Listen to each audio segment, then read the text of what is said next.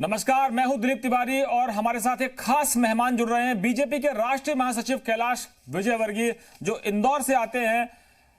पहले बीजेपी के मंत्री रहे हैं शिवराज सरकार में, आजकल पश्चिम बंगाल की जिम्मेदारी है और सरकार में लाने की पूरी जिम्मेदारी दी गई है पार्टी हाईकमान की तरफ से। ममता बनर्जी से मुकाबला है जो पश्चिम बंगाल की मुख्यमंत्री है। इससे पहले कैलाश विजयवर्गीय जो है वो हरियाणा में बीजेपी को पिछली बार सत्ता में ला चुके हैं, इस बार उनके पास प्रभार नहीं था। कैलाश जी, बहुत बहुत स्वागत है आपका हमारे इस कार्यक्रम में। हम कह रहे हैं इस प्रोग्राम का नाम है लॉक हुए हैं, डाउन नहीं। धन्यवाद दिलीप भाई।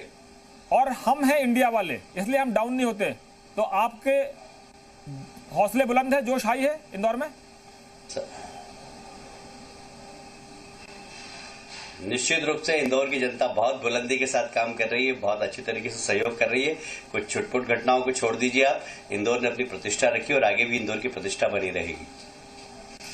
हम लोग सब जानते हैं कैलाश जी, मध्य प्रदेश के रहने वाले हैं, कि इंदौर में अगर कोई है तो वो भाई है। लेकिन भाई के रहते पुलिस की पिटाई हो रही है, डॉक्टर्स पर पत्थर फेंके जा रहे हैं। कैसी तस्वीरें ये विचलित नहीं करती आपको?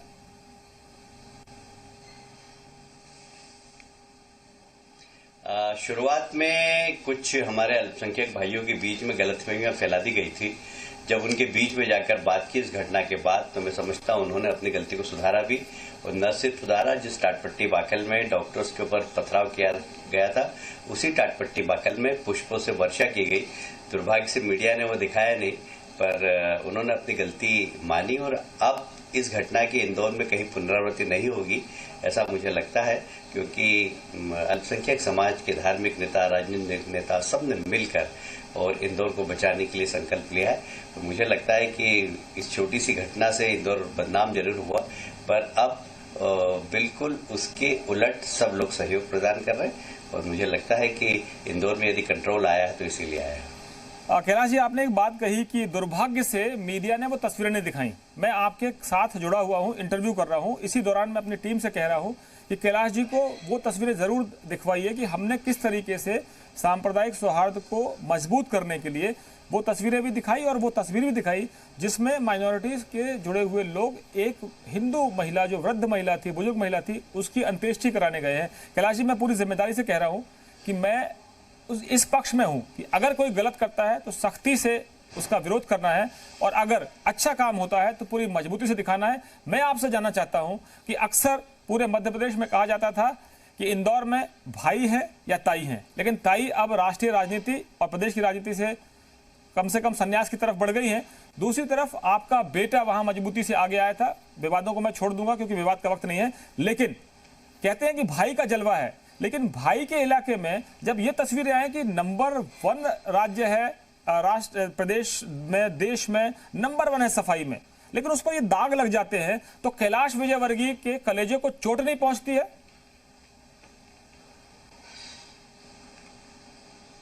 बहुत ज्यादा, और इसीलिए मैं 2 रात सोया नहीं। पूरे समय इन बस्तियों में ही इन धार्मिक अल्पसंख्यकों के धार्मिक नेताओं से मिलता रहा, हॉस्पिटल में गया और क्वारंटाइन स्थान पर गया जहां पर लोग वहां थे।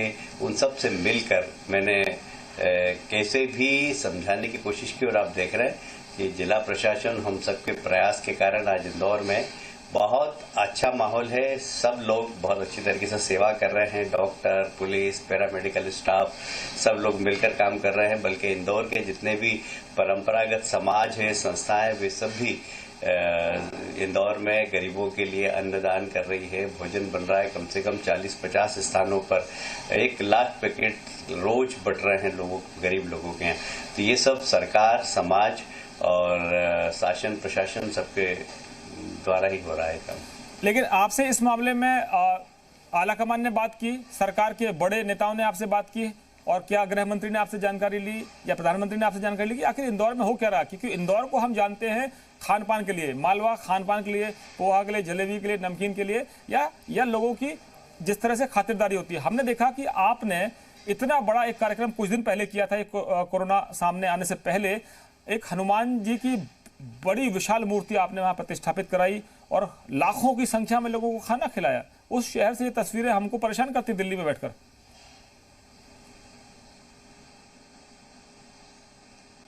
नहीं दिलीप भाई, ये बात सही है कि उस घटना ने जरा थोड़ा सा हमारी नींद उड़ा दी थी, क्योंकि इंदौर उसमें सिर्फ देश ही नहीं दुनिया में बदनाम हुआ। मेरे पास तो अमेरिका कनाडा सब दूर से फोन आए, पर ये बात सही है कि एक गलती जरूर हुई। जिन लोगों ने गलती की वो लोग को सजा भी मिली है। बाकी समाज ने माफी मांगी, विज्ञापन दे के माफी मांगी है अखबारों में, और मैं समझता हूँ इसकी पुनरावृत्ति नहीं होगी। ये जवाबदारी सब हमने ली है और उससे इंदौर शमशार हुआ था, पर अब इस संकट से जूझने के लिए पूरा इंदौर तैयार है, शासन तैयार है, प्रशासन तैयार है, समाज तैयार है, सब राजनीतिक दल के लोग तैयार हैं। इवन पत्रकार भी बिल्कुल अपना घर बार छोड़कर और इन सब चीजों को कवर कर रहे हैं।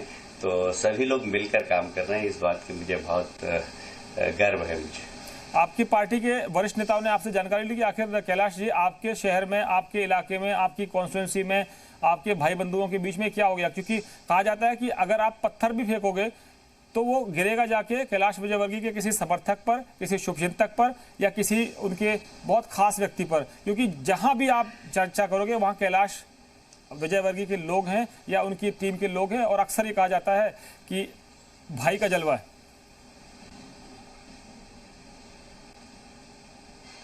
नहीं, मैं यहाँ पर इतने साल से पार्षद, विधायक, मेयर, मंत्री सब रहा, तो इंदौर में बड़े आत्मीय पारिवारिक संबंध हो गए हैं। आपने उसको अलग तरीके से परिभाषित किया, मैं अलग तरीके से उसको बोल रहा हूँ। पर हाँ, मेरे इंदौर में काफी अच्छे संबंध है लोगों से आज भी, और 83 से लगातार एक जैसे संबंध है। बजरंगबली का बल है। मैं एक बात बताऊं दिलीप भाई, बजरंगबली का बल है, बहुत विशाल का प्रतिभा लगाई आपने। हाँ, और हम हाँ जी हाँ बिल्कुल है, और लोग बड़े धार्मिक हैं।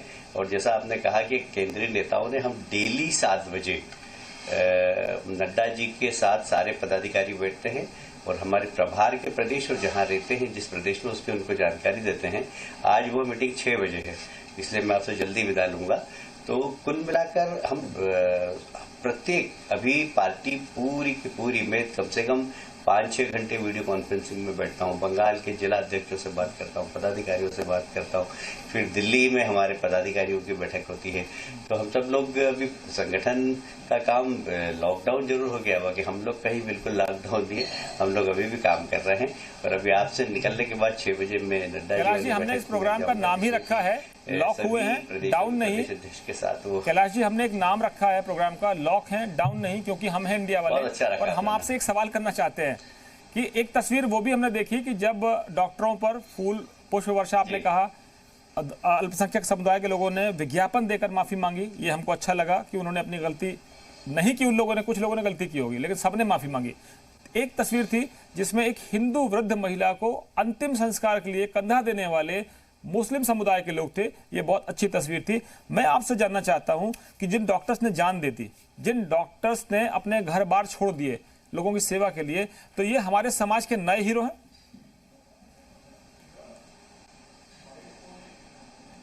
निश्चित रूप से आप देखिए, इंदौर में बहुत सारे ऐसे डॉक्टर्स है, पैरामेडिकल स्टाफ है, पुलिस वाले हैं जो घर नहीं जा रहे हैं।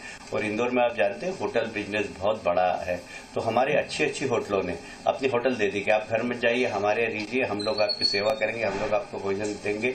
तो सारी होटल, जैसे श्री माया होटल आप जानते हैं, बड़ी होटल है, पुराना एक परिवार है, बहुत सारी होटल्स ने अपनी होटल दे दी कि आप यहाँ पर रहिए। तो ऐसे बहुत सारे लोग हैं। अभी बाणगंगा टीआई सुनील यादव जो खजराने में टीआई थे, उनको वो संक्रमित भी हो गए। वो कम से कम 15 दिन से घर नहीं गए थे। उनके यहाँ तो अभी 2-4-6 महीने पहले डिलीवरी भी हुई, बच्चा हुआ, तो वो भी अभी टीचर विश्राम में है। तो ऐसे बहुत सारे पुलिस के अधिकारी हैं, हमारे पैरामेडिकल स्टाफ हैं, और बहुत सारे सोशल वर्कर भी घर नहीं जा रहे हैं, लोगों की सेवा में लगे हुए। ये इंदौर की तासीर है, ये इंदौर की विशेषता है कि जब कोई संकट आता है तो सब दलगत राजनीति से ऊपर उठकर एकदम खड़े हो जाते हैं और काम करते हैं। और मैं बड़ी प्रशंसा करूंगा GTV की कि हमेशा वो समाज के अंदर एक संदेश देते हैं कि हम लॉक हुए हैं, डाउन नहीं हुए हैं, हम अप होंगे। तो ये लॉक भी हम हुए हैं, ये लॉक अप होने के लिए हुए, डाउन होने के लिए नहीं हुए। तो मुझे लगता है कि आपका संदेश भी बहुत अच्छा है और निश्चित रूप से आप लोगों को इस प्रकार कैलाश जी आपने कहा कि हम सब लोग इस मीडिया के माध्यम से काम करते हैं। कैलाश जी आपने कहा कि हम सब लोग दलगत राजनीति से ऊपर उठकर देश के लिए लड़ाई लड़ रहे हैं। प्रधानमंत्री की लीडरशिप है, राज्य के मुख्यमंत्रियों की लीडरशिप है, कोई भी राज्य हो, कोई भी सरकार हो, किसी भी पार्टी का नेता हो, किसी भी धर्म का नेता हो, लेकिन दो तस्वीरें बहुत परेशान करने वाली थी कैलाश जी। पहली तस्वीर इंदौर से आई थी, लेकिन उससे विभत्स तस्वीर जो आई थी वो आई थी पटियाला में।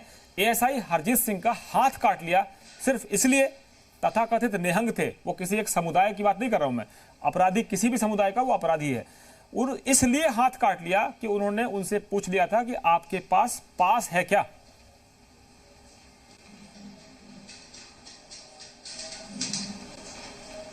मैं समझता हूँ कि ये अहंकारी कभी कभी कुछ लोग निकल जाते हैं समाज के अंदर, जो अपनी ड्यूटी करने वाले लोगों के ऊपर अपना अहंकार दिखाते हैं।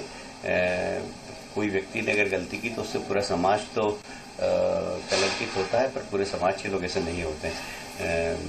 मुझे लगता है कि निहंग काफ़ी पंजाब में, क्योंकि मैं कुछ निहंग गुरुओं को भी जानता हूँ, तो बड़ा अच्छा समाज के बीच में काम करते हैं। पर एक आध व्यक्ति को ऐसा किसी घटना करे तो हम उसकी निंदा करते हैं, पर उस प्रकार की पूरे समाज में जो बदनामी होती है वो बहुत ही खराब दृश्य बनता है। कोई एक व्यक्ति करता है तो वो उसका सारे देश ने निंदा की, और ऐसा होना नहीं चाहिए, ये बिल्कुल सही नहीं। आप कह रहे हैं राजनीति नहीं होनी चाहिए, हम भी कह रहे हैं नहीं होनी चाहिए, लेकिन राहुल गांधी कह रहे हैं कि आपकी जो रणनीति है, आपकी मतलब आपकी सरकार की, प्रधानमंत्री नरेंद्र मोदी की रणनीति जो है कि आपने लॉकडाउन कर दिया, कुछ हासिल नहीं होगा, ज्यादा दिन नहीं रुकेगा, वो ये कह रहे हैं। और ये भी कह रहे हैं कि संक्रमण से आप बहुत दिन तक बच नहीं पाएंगे, रैपिड टेस्टिंग जरूरी है, राज्यों को अधिकार दीजिए, क्योंकि सब कुछ आप कर लेंगे ये संभव नहीं है। आप कहते हैं राजनीति मत करिए, वो कह रहे हैं आपकी रणनीति फेल है।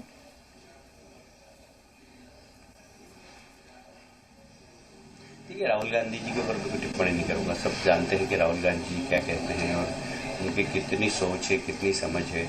आप दुनिया के ऑर्गेनाइजेशन देखिए, आज ही IMF ने, इंटरनेशनल मॉनेटरी फंड ने भारत की पूरी इस कोरोना से लड़ाई की तारीफ की है। उसके पहले यूनाइटेड नेशन कर चुका है। पूरे अमेरिका के अंदर इसकी प्रशंसा हो रही है। स्वयं अमेरिका के राष्ट्रपति ने मोदी जी की तारीफ की है। तो आज पूरी दुनिया में यदि कोई देश बच रहा है, मैं इसे विश्व युद्ध कह रहा हूँ दिलीप भाई, कि ये विश्व युद्ध है। जो लास्ट विश्व युद्ध हुआ था उसमें सेना के खिलाफ लड़ी थी, पर यह वायरस पूरे समाज के खिलाफ लड़ रहा है।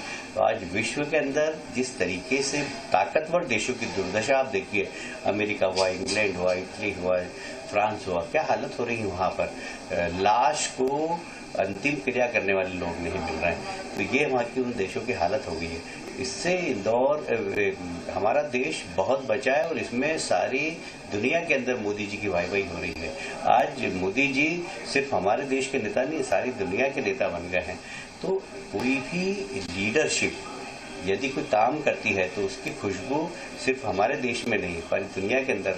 आज IMF ने तारीफ की, आपने भी आपके चैनल पे दिखाया है। तो आज पूरे विश्व के संगठन मोदी जी के निर्णयों की तारीफ कर रहे हैं, हमारे देश की जनता की तारीफ कर रहे हैं। ऐसे समय में राहुल जी कुछ बोलते हैं तो उसको बहुत ज्यादा सीरियसली नहीं लेना चाहिए, मुझे ऐसा लगता है।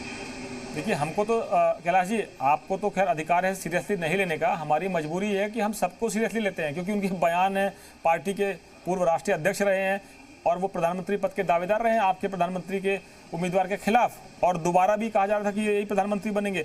एक खबर और है कैलाश जी, मुरादाबाद में मेडिकल टीम जो एम्बुलेंस के साथ गई थी, बकरे काटने वाले या मीट काटने वाले चापड़ से हमला किया गया। तो ये एक तरफ हाथ काट लिया जाता निहंगों की तरफ से, दूसरी तरफ फिर यहाँ पर चापड़ चला दिया गया।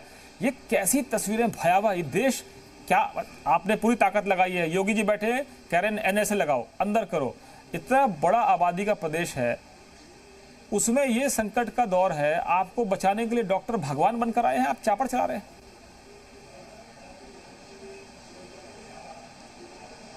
नहीं, हम इसकी निंदा करते हैं। और योगी जी बहुत सक्षम प्रशासनिक राजनीतिक नेता है, प्रशासनिक नेता है, वो उनको सबक भी देंगे।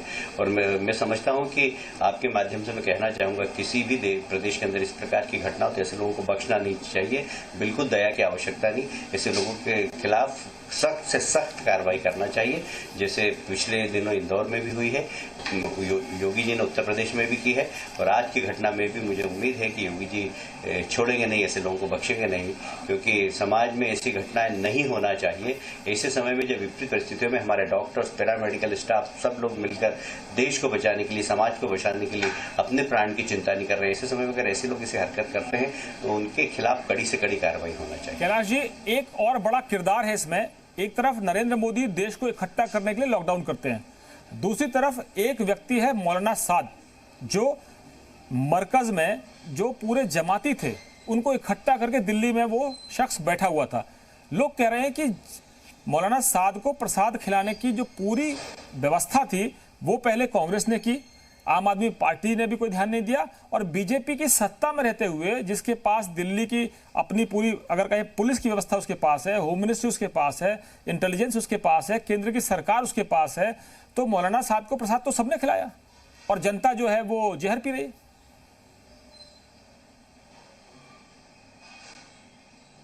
देखिए, आने वाला समय बताएगा किसने प्रसाद खिलाया और कौन प्रसाद खिलाएगा।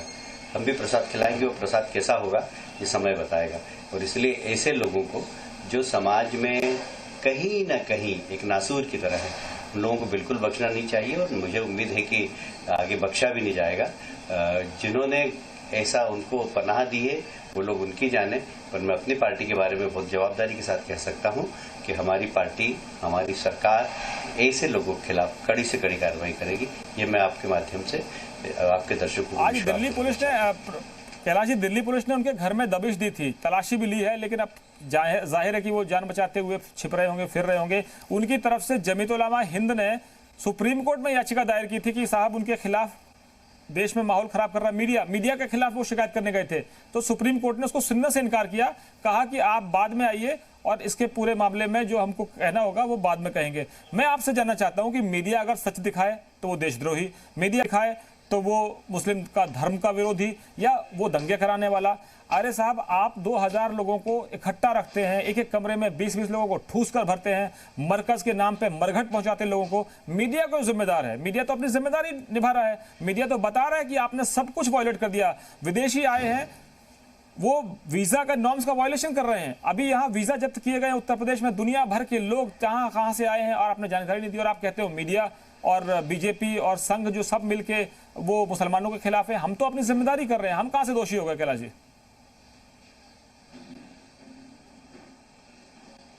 नहीं, मैं तो विशेषकर मीडिया और जी ग्रुप की हमेशा प्रशंसा करूंगा कि हमेशा वो राष्ट्रवादी रहा है और कभी किसी बात की चिंता नहीं की, ना आपकी टीआरपी बढ़े इसकी चिंता की। आपने हमेशा कोशिश की है कि सही को सही समय पर और दिखाया जाए, देश हित में दिखाया जाए, और आप देश हित में काम कर रहे हैं। और इसीलिए माननीय उच्चतम न्यायालय ने सुना तक नहीं, और मैं तो एक छोटा सा भारतीय जनता पार्टी का कार्यकर्ता हूं, तो मैं कोई प्रमाण पत्र नहीं दे सकता, पर जवाबदारी से कह सकता हूं कि जी मीडिया बहुत ही ईमानदारी के साथ, जवाबदारी के साथ समाज के साथ खड़ा है, देश के साथ खड़ा है, और हमेशा उन्होंने जो समाज के अंदर गलत काम करते हैं उन लोगों की खिलाफत की है, उनका चेहरा बेनकाब किया है। आप इसी दिशा में चलते जाइए। मेरे जैसे बहुत सारे दर्शक आपके फैन हैं और आपके इस काम की प्रशंसा करते हैं। आखिरी 2 छोटे-छोटे सवाल आपको जाना है, कार्यक्रम हम इसको समाप्त करेंगे, कि अगर मैं बंगाल की बात नहीं करूंगा तो सब कुछ अधूरा रहेगा। आप वहां के प्रभारी हैं, वहां पर जब आप जाते हैं तो भाग ममता भाग के नारे लगते हैं, आपके समर्थक कहते हैं कि अब विजय वर्गीय साहब आ गए हैं, कैलाश जी आ गए हैं, इंदौर के भाई आ गए हैं, मध्य प्रदेश के भाई आ गए हैं, और अब यहाँ की दीदी जो है वो सत्ता से हट जाएगी। हालांकि नतीजे कुछ और थे, लेकिन आपकी संख्या, सीटें मजबूत हुए, आपका जमीन से आधार बढ़ा, आप विकल्प बन गए। मैं आपसे पूछना चाहता हूं कि वहां पर भी तो वो धार्मिक नजरिए से देख रही हैं, आप तो कह रहे हैं कि हम सब दलगत राजनीति से ऊपर उठ जाएं, वो तो जांच कराने के लिए तैयार नहीं है, रिपोर्ट देने के लिए तैयार नहीं, व्यवस्था के लिए तैयार नहीं। करेंगे कैसे आप? आपका राज्य है जहां पर जिम्मेदारी है बीजेपी को सत्ता में लाइए, तो वहां तो कोरोना को भी राजनीति के आधार पर बांट दिया गया।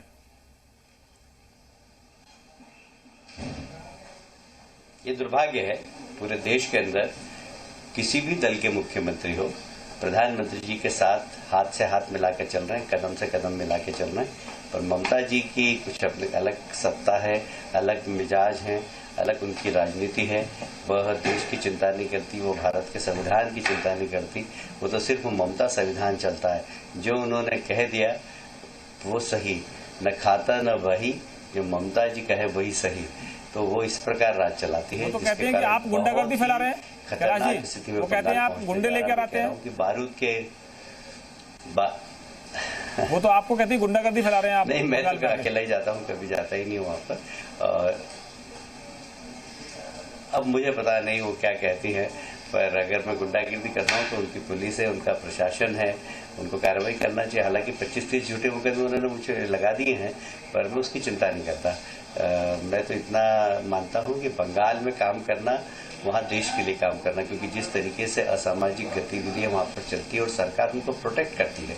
नकली नोट चलाने वाले सब टीएमसी के कार्यकर्ता, गाय को तस्करी करने वाले टीएमसी के कार्यकर्ता, ऐसे बहुत सारे अवैध स्मगलिंग करने वाले सीमा पे सब टीएमसी के कार्यकर्ता। तो कुल मिलाकर वहां पर देश विरोधी गतिविधियां चलती है और देश के आंतरिक सुरक्षा को भी खतरा बंगाल के कारण बहुत है। आरबीआई ने अपनी रिपोर्ट में कहा है कि पहले कभी नेपाल से फेक करेंसी आती थी, अब बंगाल से सर्वाधिक फेक करेंसी आ रही है और उसको संरक्षण देने का काम ममता जी करती हैं। तो ऐसे सब गतिविधियों में उनकी पार्टी के लोग लगे हुए हैं और ममता जी उनको संरक्षण देती है और इसलिए बंगाल को बचाना बहुत ज्यादा जरूरी है और यह सोचकर ही मैं वहां पर काम कर रहा हूं। और मुझे लगता है कि आने वाले चुनाव में के परिणाम में आप देखेंगे कि भारतीय जनता पार्टी की सरकार होगी, क्योंकि ममता जी जिस तरीके से वह राज कर रही है तो कुर्सी की चिंता कर रही है, समाज की चिंता नहीं कर रही, देश की चिंता नहीं कर रही। कोरोना के ऊपर भी राजनीति कर रही है। वहाँ 6 हॉस्पिटल बंद हो गए हैं, वहाँ 6 हॉस्पिटल के डॉक्टर्स और पैरामेडिकल स्टाफ को कोरोना हो गया, पर उनकी संख्या नहीं बता रही है, उनकी जांच नहीं हो रही है। वहाँ की जो भारत शासन की लेब है, उसकी लेब के डॉक्टर कह रही है कि हमारे पास तो बहुत संसाधन है, आप आइए जांच के लिए, पर राज्य सरकार जांच के लिए केस ही नहीं भेज रही है। तो कुल मिलाकर बंगाल की स्थिति, और इसीलिए पहला राज्य है बंगाल जहां गृह मंत्रालय ने 3 एडवाइजरी जारी की है। तो मैं समझता हूँ किसी भी राज्य में गृह मंत्रालय एडवाइजरी जारी करे, ये बहुत चौंकाने वाली बात है। कैलाश जी, उनको अमित शाह जी पर, जो गृह मंत्री हैं, प्रधानमंत्री नरेंद्र मोदी पर और आप पर भरोसा ही नहीं है। आप लोग नए आंकड़े पेश कर देंगे, ऐसा उनके समर्थक कहते हैं, और अगर सेंट्रल गवर्नमेंट के हॉस्पिटल में गए तो आप फर्जी रिपोर्ट दे देंगे कोरोना की।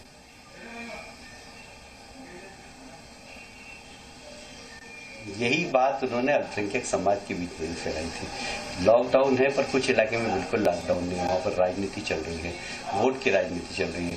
कम से कम कोरोना में वोट की राजनीति नहीं होना चाहिए। और जब सारे देश मोदी जी पे विश्वास करता है तो आप क्यों नहीं करती, मुझे समझ में नहीं आता। अब ये उनके अविश्वास का क्या कारण है, मुझे समझ में नहीं आता। अब जो अनाज गरीबों को 5 किलो भेजा गया मोदी जी के द्वारा, वह जनता तक नहीं पहुंच रहा है, वह कंट्रोल की दुकानों से नहीं बट रहा है, वह टीएमसी के कार्यकर्ताओं के घर से बट रहा है। तो इस प्रकार हमारे सारे सांसदों को क्वारंटाइन कर दिया, सांसद को घर के बाहर नहीं निकलने दे रहे हैं, उनके लोग अनाज बांट रहे हैं। इसको हम क्वारंटाइन कहें या ये कहें कि नजरबंद कर दिया? कैलाश जी, तो बहुत ही अराजकता है। इसको क्वारंटाइन कहें या कहें नजरबंद है? हाँ, सांसदों को नजरबंदी कर दिया, सांसदों को घर के बाहर नहीं निकलने दे रहे हैं। सांसद से कह रहे हैं कि आप घर के अंदर रहिए और उनके कार्यकर्ता सड़क पे घूम रहे हैं। तो कुल मिला के एक अराजकता का बंगाल के अंदर वातावरण है और हमने रिपोर्ट भी भारत शासन को भेजी है। तो मुझे लगता है कि गृह मंत्रालय ने 3 एडवाइजरी उनको दी है। तो दीदी की आपसे कभी कभी बातचीत होती नहीं? आपसे नहीं कहती कि मदद करिए कुछ थोड़ा सा? ये छोटी बात नहीं, बड़ी बात है। दीदी की आपसे कभी बातचीत होती है, पॉलिटिकल ना सही, पर्सनल? नहीं, मेरी कभी आज तक बात नहीं हुई। मेरा कभी आमना सामना भी नहीं हुआ इन 5 वर्षों में। लेकिन वो प्रधानमंत्री को तो काफी मिठाई और कपड़े वपड़े, कुछ कुर्ता उर्ता भेजती थी पहले, तो फिर बाद में कहा पत्थर भेजेंगे।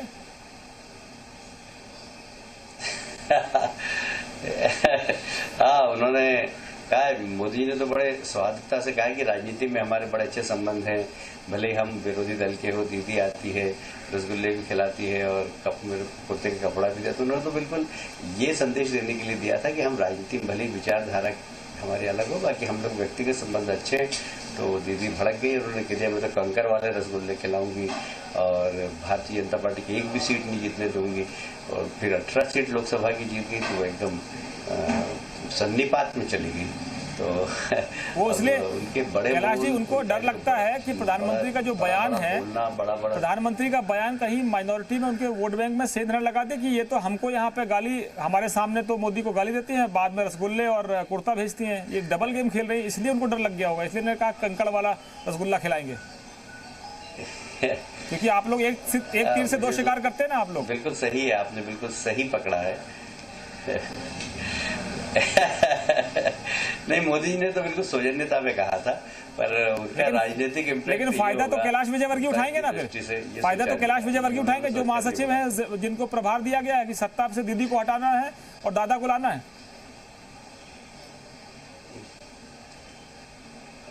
देखिए, निश्चित रूप से ममता जी की गलतियों का लाभ और भारतीय जनता पार्टी के कार्यकर्ताओं की मेहनत का लाभ पार्टी को मिल रहा है। तो इसीलिए आज पार्टी पूरे बंगाल के अंदर हर जिले और हर ब्लॉक तक पहुंच गई है। तो ये मेहनत है पिछले 5 साल की, और बलिदान भी है। हमारे 100 से ज्यादा कार्यकर्ताओं की हत्या हुई है वहाँ, तो ये कार्यकर्ताओं का बलिदान भी है। तो खून और पसीना दोनों बंगाल में बहा है। वो तब जाकर वहाँ भारतीय जनता पार्टी खड़ी हुई है, तब वहाँ ममता जी का विकल्प के रूप में भारतीय जनता पार्टी खड़ी है। आपकी पार्टी ने बुला के उनके परिवार वालों को सम्मानित भी किया था, जो शहीद हुए हैं उनके परिवार वालों को। हाँ जी, हाँ जी, हाँ जी।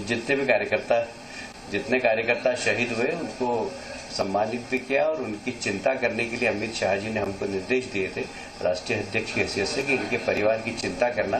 तो हम निश्चित रूप से उनके परिवार वालों से मिलते रहते हैं। यदि उनकी किसी पारिवारिक परेशानी आती तो हम व्यक्तिगत रूप से उनकी सहायता करने की कोशिश भी करते हैं। कैलाश जी, आपका समय कैसे बीत रहा है, क्योंकि आप लगातार अपने पार्टी के राष्ट्रीय अध्यक्ष से और अपने बड़े बड़े वरिष्ठ नेताओं से संपर्क में रहते हैं। राज्य सरकार भी आपकी अभी बिना मंत्रियों के है, क्योंकि अभी कोरोना का संकट है।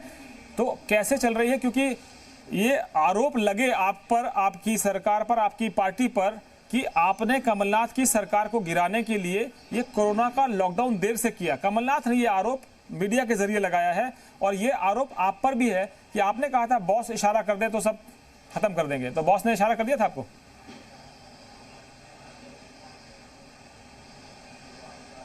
देखिए, कमलनाथ जी अपने कर्मों से गए।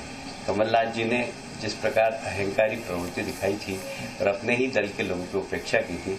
आप तो जानते हैं, आप मध्य प्रदेश में पत्रकारिता करते हैं।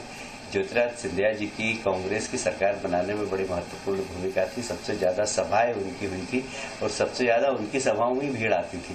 पर जब मौका आया तो कमलनाथ जी मुख्यमंत्री बन गया वहां तक तो ठीक है, पर जिस तरीके से सिंधिया जी की उपेक्षा की, तो एक स्वाभिमानी व्यक्ति उस पार्टी में कैसे रह सकता था। तो ना हमारे किसी नेताओं ने कुछ किया, ना इशारा किया, और ना ही कुछ पार्टी ने कोई प्रयास किया। कमलनाथ जी के अहंकार के कारण सिंधिया जी ने पार्टी छोड़ी, वो हमसे मिले, और शायद हमारे केंद्रीय नेतृत्व ने सहमति प्रदान की और उनकी सरकार गिर गई। तो इस सरकार कमलनाथ जी की गिरने में हमारी कोई भूमिका नहीं। कमलनाथ जी का अहंकार है सिर्फ। यदि वो अहंकार ही नहीं होते, कमलनाथ जी के साथ दिग्विजय सिंह जी थे, बड़े भाई छोटे भाई दोनों मिलकर जिस प्रकार सिंधिया जी को अपमानित कर रहे थे, उससे कोई भी स्वाभिमानी व्यक्तिगत तौर पर तो आपकी अच्छी मित्रता है कैलाश जी। अपनी गलती को नहीं देख। चलिए, मैं राजनीति की बात नहीं करूं, व्यक्तिगत तौर पर तो आपकी भी अच्छी मित्रता है। देखिए, मैं तो राजनीति में हमेशा अच्छे संबंध रखता हूं, और मैं इसका पक्षधर रहा हूं। और ये मध्य प्रदेश में आप जानते हैं कि हमें विरासत में मिला है, पटवा जी के समय से, के जोशी जी के समय से, अर्जुन सिंह जी के समय से, मोतीलाल जी वोरा जी थे जब के समय से, कि हम विधानसभा में भले एक दूसरे के खिलाफ खूब चिल्ला के बोलते हैं, पर बाहर निकलते हैं कि आइए पकौड़े खाते हैं, हमारे घर आओ, भजी खाने आओ। तो ये हमारी एक परंपरा है मध्य प्रदेश में राजनीति की, कि एक सौजन्यता है बहुत। किसी के यहाँ, हमारे यहाँ किसी भी विपक्ष के नेता के यहाँ शादी होती है, हमें बुलाता है तो हम गेट पे खड़े हो जाते हैं जाकर, वो हमारे यहाँ आके घंटों बैठते हैं। अभी मेरे बेटे की शादी हुई तो सारे कांग्रेस के लोग आए। तो ये मध्य प्रदेश की राजनीति की विशेषता है, ये हमको विरासत में मिली है। लेकिन आखिरी सवाल बस मैं आप खत्म कर रहा हूँ कि आपके शहर में बुलडोजर चलते हमने देखा है, कई बड़े बड़े पीले पंजे चले और बड़ी बड़ी बिल्डिंगें तबाह की गई, और कहा कि माफिया जो है वो सरकार गिराना चाहता है, और उसका साथ कैलाश विजयवर्गीय दे रहे हैं। माफिया सब कुछ आपका पाला हुआ है, इंदौर का हो या और प्रदेश में दूसरे नेता अलग अलग जगहों पर अपने अपने माफिया रखे हुए थे, इसलिए मेरी सरकार गिरा दी गई। कमलनाथ का आरोप था।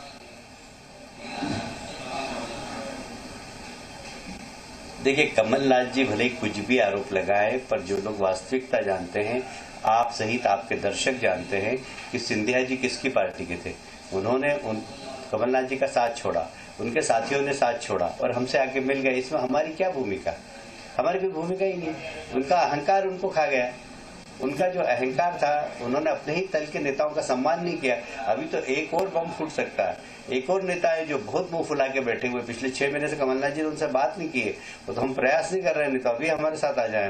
तो हमको नाम बता दीजिए कैलाश जी, इशारा कर दीजिए, नाम बता दीजिए। परिवार की तरह सबके साथ बैठ के वक्त आएगा तो आपको पता ही लग जाएगा, सबको पता लग जाएगा। चलिए कैलाश जी, बहुत बहुत शुक्रिया। और हम उम्मीद करते हैं कि आपकी जो टीम है, देश भर में अलग अलग टीम बनी हुई है, प्रधानमंत्री की टीम है, योगी जी की टीम 11 है, कैलाश विजयवर्गीय की टीम में 11 नहीं, मुझे लगता है कि लाखों की संख्या में कार्यकर्ता है, जहां निकल जाओ वहीं कैलाश विजयवर्गीय हैं। और हनुमान जी से प्रसाद लेकर आपने अपना भोजन शुरू कर दिया। आपने बड़े लंबे समय तक अन्न खाना बंद किया हुआ था। कर दिया है। बहुत धन्यवाद, बहुत धन्यवाद। 20 वर्ष मैंने लिखा है। 20 वर्ष आपने अन्न नहीं लिया और आज लोग परेशान हैं देश में। खाने पीने के लिए जो गरीब परेशान है उनको सरकार ने व्यवस्था कर दी है, लेकिन कई जगह दिक्कतें हैं। नहीं, हम तो इंदौर में तो मैं दावे से कह सकता हूँ कोई व्यक्ति भूखा नहीं सोएगा। हमारे हनुमान जी की बहुत बड़ी प्रतिमा है, उनकी कृपा है जी।